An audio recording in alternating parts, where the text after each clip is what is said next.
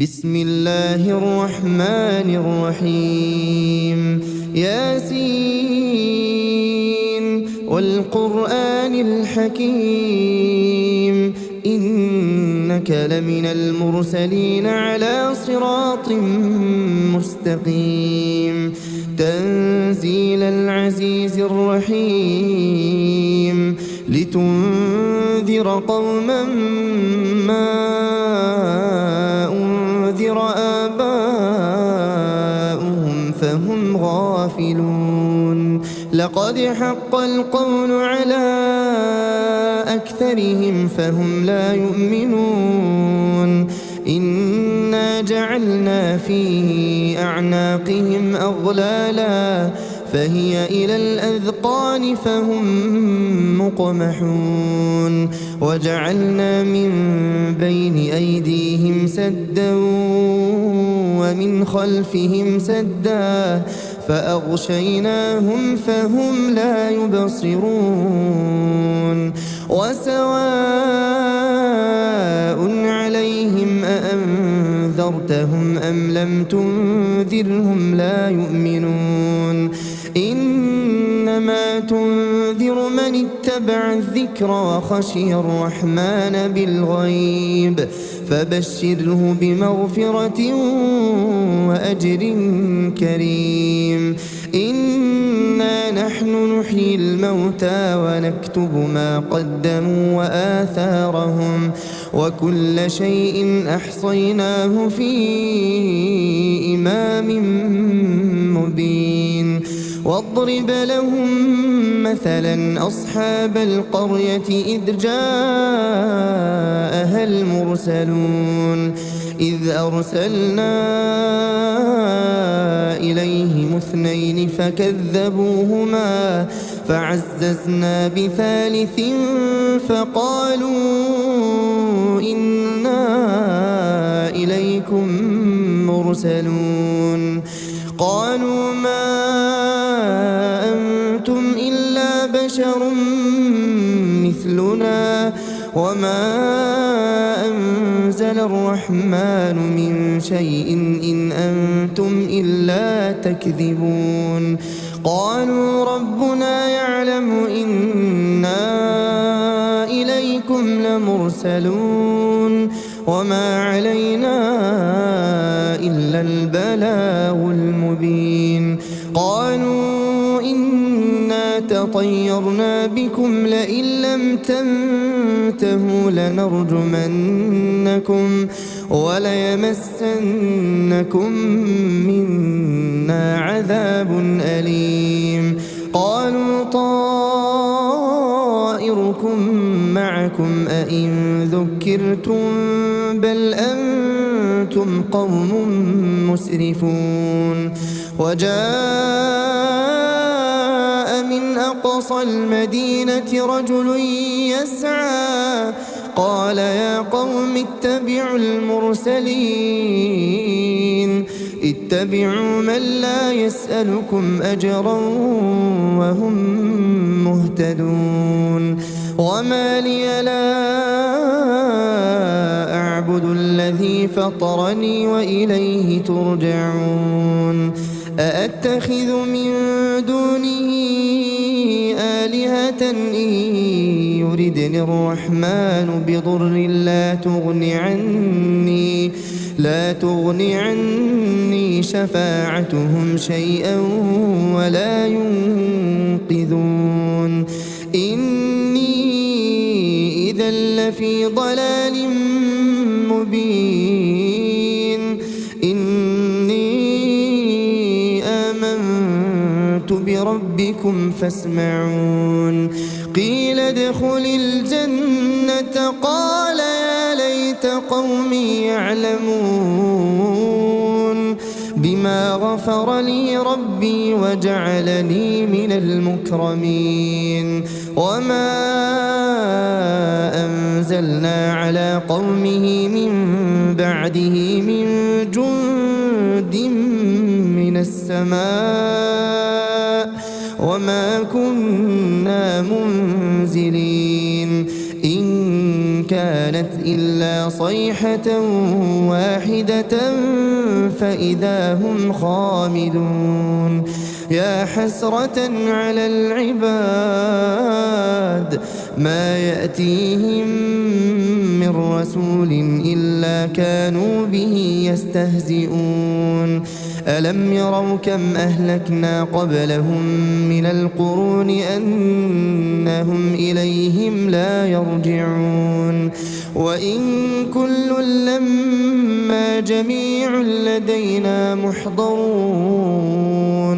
وآية لهم الأرض الميتة أحييناها وأخرجنا منها حبا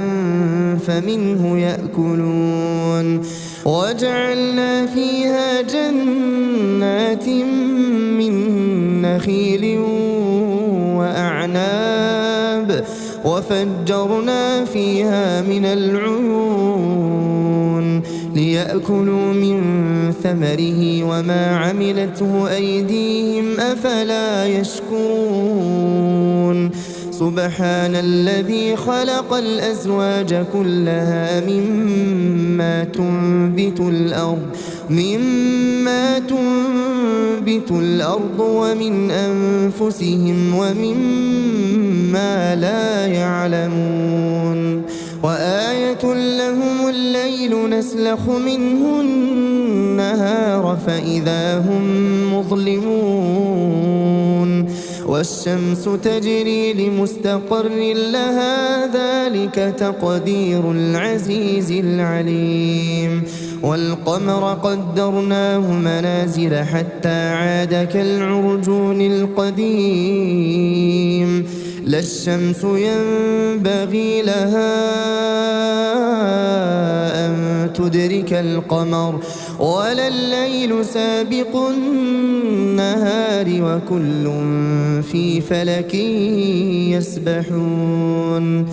وآية لهم أنا حملنا ذريتهم في الفلك المشحون وخلقنا لهم من مثله ما يركبون وإن نشأ نغرقهم فلا صريخ لهم ولا هم ينقذون إلا رحمة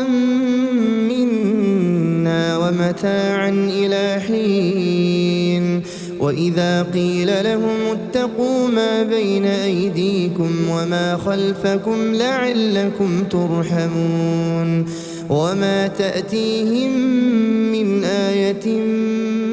من آيات ربهم إلا كانوا عنها معرضين وإذا قيل لهم أنفقوا مما رزقكم الله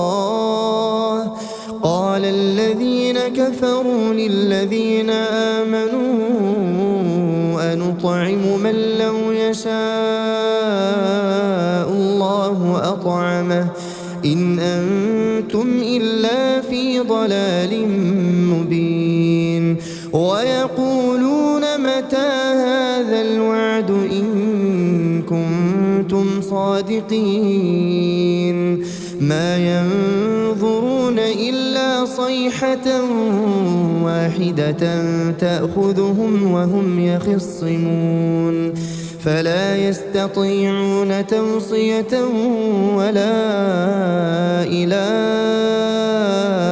أهلهم يرجعون ونفخ في الصور فإذا هم من الأجداث إلى ربهم ينسلون قالوا يا ويلنا من بعثنا من مرقدنا هذا ما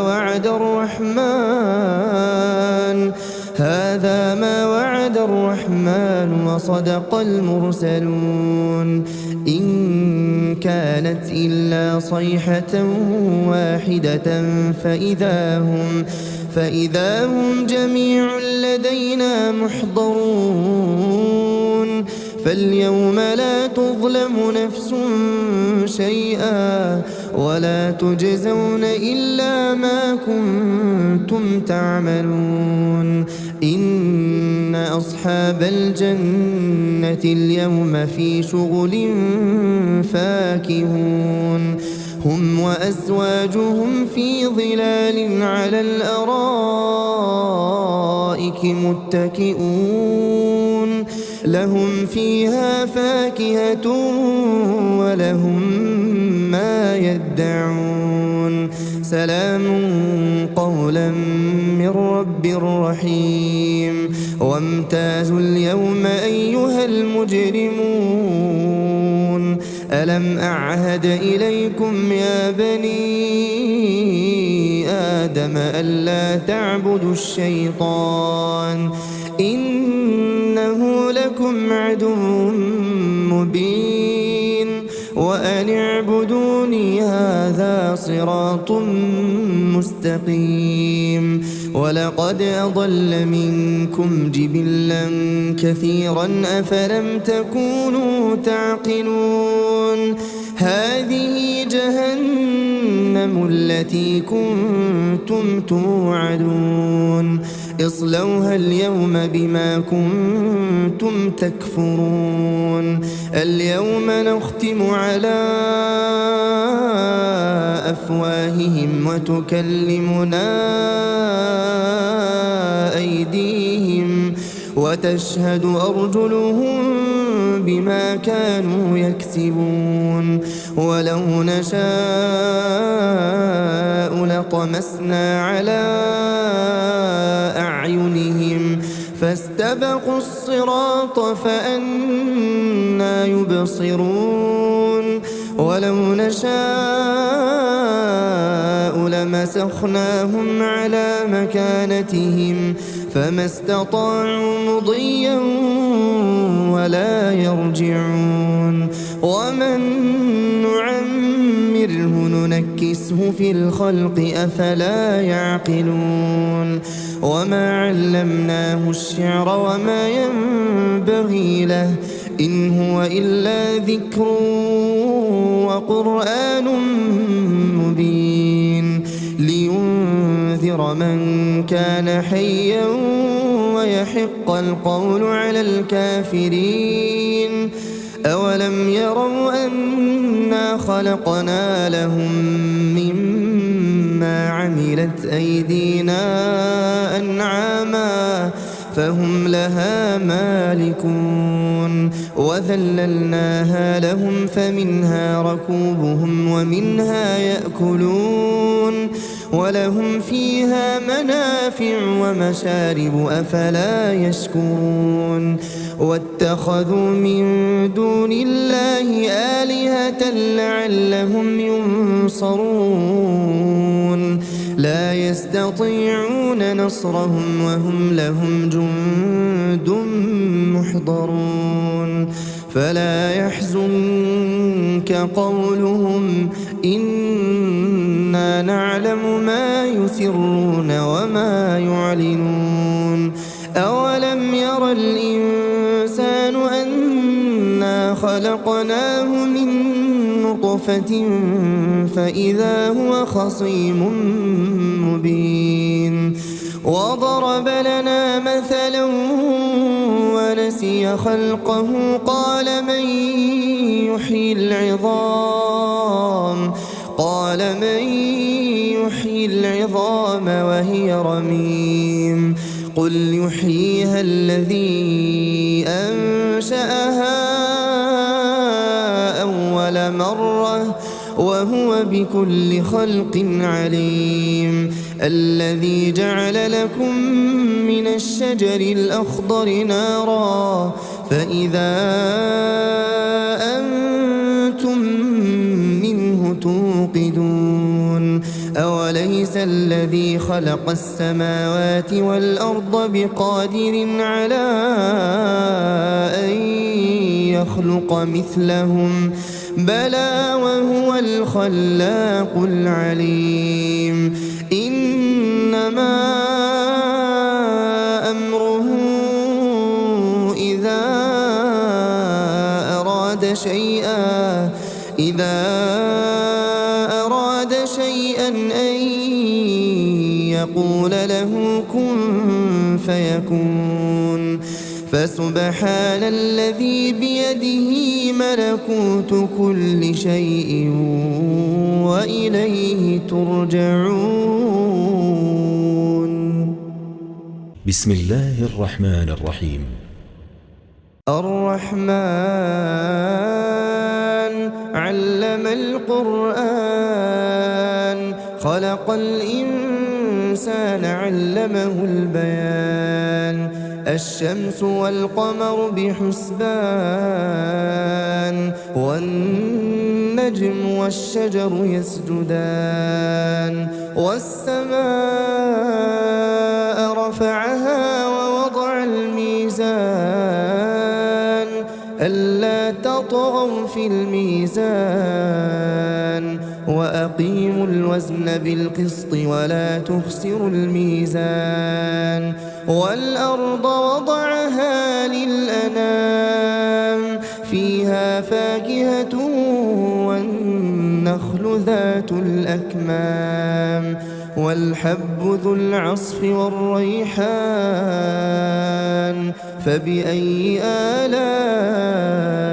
ربكما تكذبان خلق الإنسان من صلصال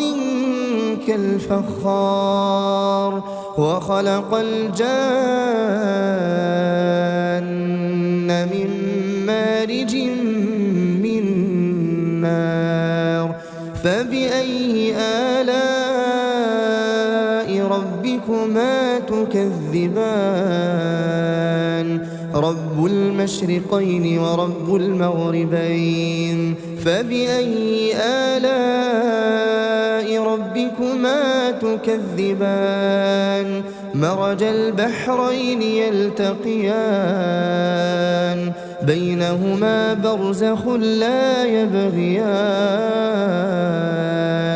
فبأي آلاء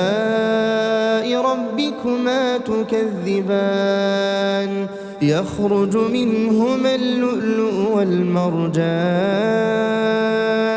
فبأي آلاء ربكما تكذبان وله الجوار المنشآت في البحر كالأعلام فبأي آلاء ربكما تكذبان كل من عليها فان ويبقى وجه ربك ذو الجلال والإكرام فبأي آلاء ربكما تكذبان يسأله من في السماوات والأرض كل يوم هو في شأن فبأي آلاء ربكما تكذبان سنفرغ لكم أيها الثقلان فبأي آلاء ربكما تكذبان يا معشر الجن والإنس إن استطعتم أن تنفذوا من أقطار السماوات والأرض فانفذوا لا تنفذون إلا بسلطان فبأي آلاء ربكما تكذبان يرسل عليكما شواظ من نار ونحاس فلا تنتصران فبأي آلاء ربكما تكذبان فإذا انشقت السماء فكانت وردة كالدهان فبأي آلاء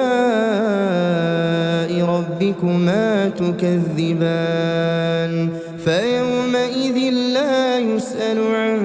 ذنبه إنس ولا جان فبأي آلاء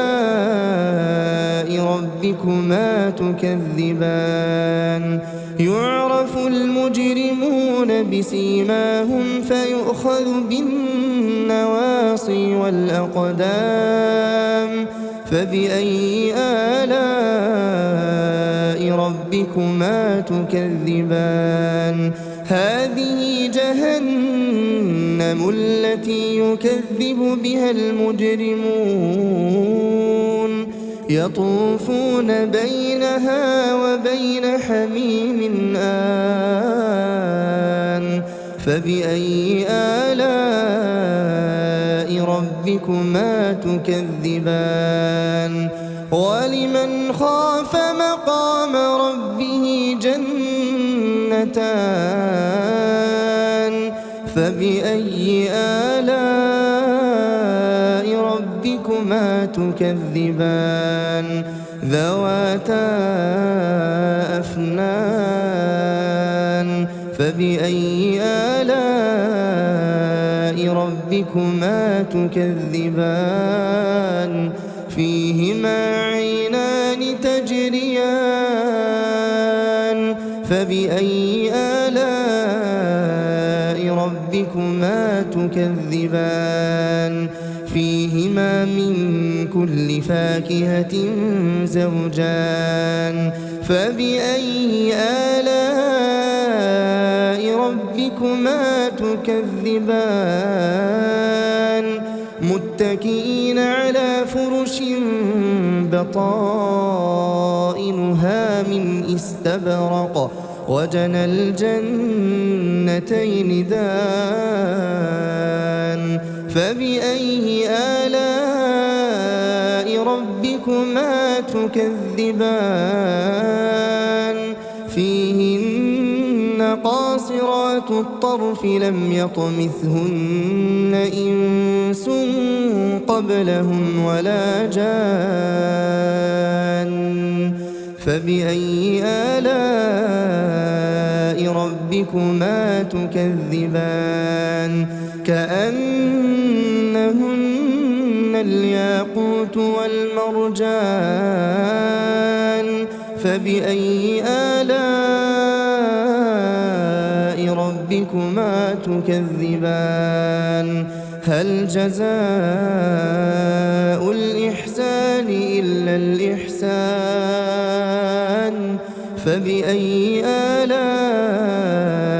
ربكما تكذبان ومن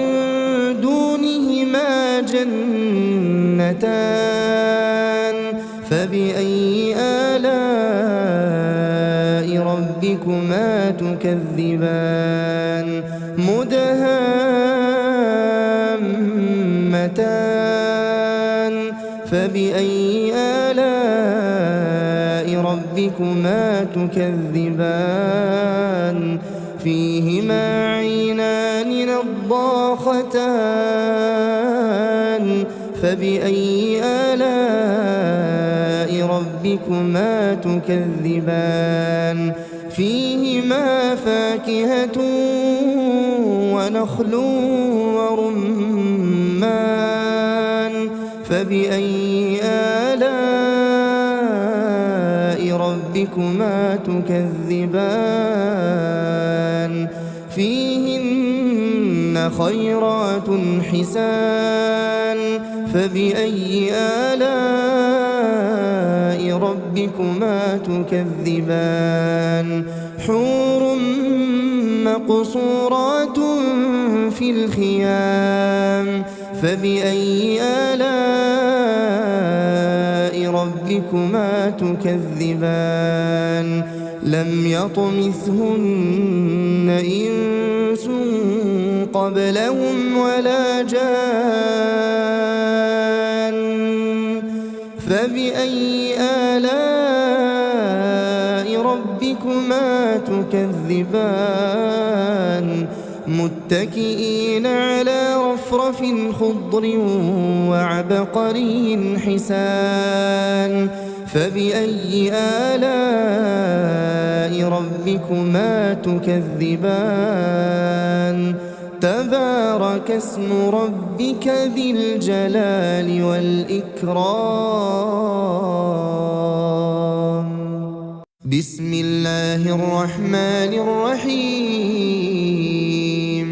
إذا وقعت الواقعة ليس لوقعتها كاذبة خافضة رافعة. إذا رجت الأرض رجا وبست الجبال بسا فكانت هباء منبثا. وكنتم أزواجا ثلاثة فأصحاب الميمنة ما أصحاب الميمنة. وأصحاب المشأمة ما أصحاب المشأمة. والسابقون السابقون أولئك المقربون في جنات النعيم. ثلة من الأولين وقليل من الآخرين. على سرر موضونة متكئين عليها متقابلين. يطوف عليهم ولدان مخلدون بأكواب وأباريق وكأس من معين. لا يصدعون عنها ولا ينزفون. وفاكهة مما يتخيرون. ولحم طير مما يشتهون. وحور عين كأمثال اللؤلؤ المكنون جزاء بما كانوا يعملون. لا يسمعون فيها لغوا ولا تأثيما إلا قيلا سلاما سلاما. وأصحاب اليمين ما أصحاب اليمين. في سدر مخضود وطلح منضود وظل ممدود وماء مسكوب. وفاكهة كثيرة لا مقطوعة ولا ممنوعة. وفرش مرفوعة. إنا أنشأناهن إنشاء فجعلناهن أبكارا عربا أترابا. لأصحاب اليمين ثلة من الأولين وثلة من الآخرين. وأصحاب الشمال ما أصحاب الشمال. في سموم وحميم وظل من يحموم لا بارد ولا كريم. إنهم كانوا قبل ذلك مترفين وكانوا يصرون على الحنث العظيم. وكانوا يقولون أئذا متنا وكنا ترابا وعظاما أئنا لمبعوثون أو آباؤنا الأولون. قل إن الأولين والآخرين. قل إن الأولين والآخرين لمجموعون إلى ميقات يوم معلوم. ثم إنكم أيها الضالون المكذبون لآكلون من شجر من زقوم فمالئون منها البطون فشاربون عليه من الحميم فشاربون شرب الهيم هذا نزلهم يوم الدين نحن خلقناكم فلولا تصدقون أفرأيتم ما تمنون أأنتم تخلقونه أم نحن الخالقون نحن قدرنا بينكم الموت وما نحن بمسبوقين على أن نبدل أمثالكم وننشئكم فيما لا تعلمون ولقد علمتم النشأة الأولى فلولا تذكرون أفرأيتم ما تحرثون أأنتم تزرعونه أم نحن الزارعون لو نشاء لجعلناه حطاما فظلتم تفكهون إنا لمغرمون بل نحن محرومون أفرأيتم الماء الذي تشربون أأنتم أنزلتموه من المزن أم نحن المنزلون لو نشاء جعلناه أجاجا فلولا تشكرون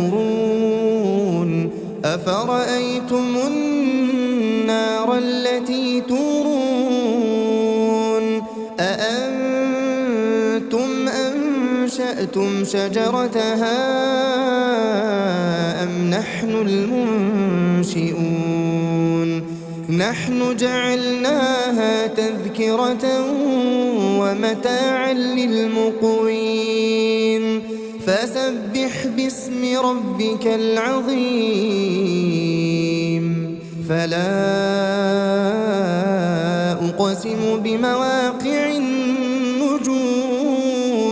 وإنه لقسم لو تعلمون عظيم إنه لقرآن كريم في كتاب مكنون لا يمسه إلا المطهرون تنزيل من رب العالمين أفبهذا الحديث أنتم مدهنون وتجعلون رزقكم أنكم تكذبون فلولا إذا بلغت الحلقوم وأنتم حينئذ تنظرون ونحن أقرب إليه منكم ولكن لا تبصرون فلولا إن كنتم غير مدينين ترجعونها إن كنتم صادقين فأما إن كان من المقربين فروح وريحان وجنة نعيم وأما إن كان من أصحاب اليمين فسلام لك من أصحاب اليمين وأما إن كان من المكذبين الضالين فنزل من حميم وتصلية جحيم هذا لهو حق اليقين فسبح باسم ربك العظيم بسم الله الرحمن الرحيم تبارك الذي بيده الملك وهو على كل شيء قدير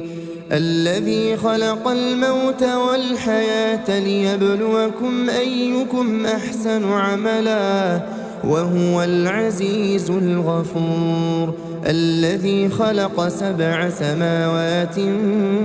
طباقا ما ترى في خلق الرحمن من تفاوت فارجع البصر هل ترى من فطور ثم ارجع البصر كرتين ينقلب إليك البصر خاسئا وهو حسير ولقد زينا السماء الدنيا بمصابيح وجعلناها رجوما للشياطين وأعتدنا لهم عذاب السعير وللذين كفروا بربهم عذاب جهنم وبئس المصير إذا ألقوا فيها سمعوا لها شهيقا وهي تفور تكاد تميز من الغيظ كلما ألقي فيها فوج سألهم خزنتها ألم يأتكم نذير قالوا بلى قد جاءنا نذير فكذبنا وقلنا ما نزل الله من شيء إن أنتم إلا في ضلال كبير وقالوا لو كنا نسمع أو نعقل ما كنا في أصحاب السعير فاعترفوا بذنبهم فسحقا لأصحاب السعير إن الذين يخشون ربهم بالغيب لهم مغفرة وأجر كبير وأسروا قولكم أو اجهروا به إنه عليم بذات الصدور ألا يعلم من خلق وهو اللطيف الخبير هو الذي جعل لكم الأرض ذلولا فامشوا في مناكبها وكلوا من رزقه وإليه النشور أأمنتم من في السماء أن يخسف بكم الأرض فإذا هي تمور أم أمنتم من في السماء أن يرسل عليكم حاصبا فستعلمون كيف نذير ولقد كذب الذين من قبلهم فكيف كان نكير أولم يروا إلى الطير فوقهم صافات ويقبضن ما يمسكهن إلا الرحمن إنه بكل شيء بصير أمن هذا الذي هو جند لكم ينصركم من دون الرحمن إن الكافرون إلا في غرور أمن هذا الذي يرزقكم إن أمسك رزقه بل لجوا في عتو ونفور أفمن يمشي مكبا على وجهه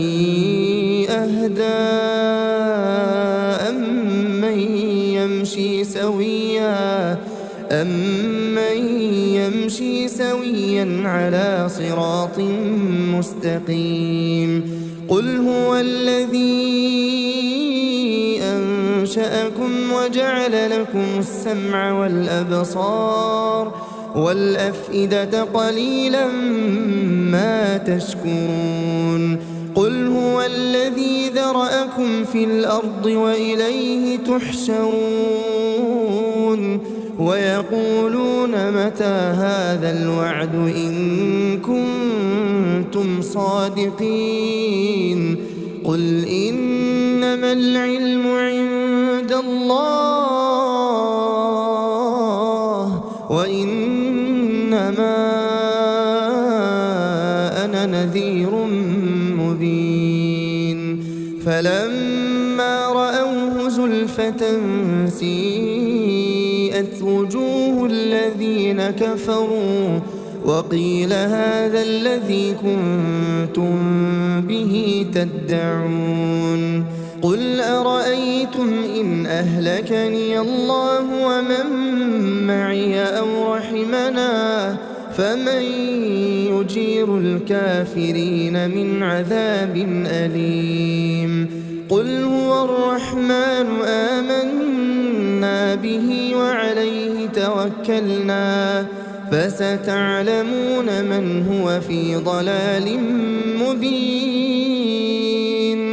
قل أرأيتم إن أصبح ماؤكم غورا فمن يأتيكم بماء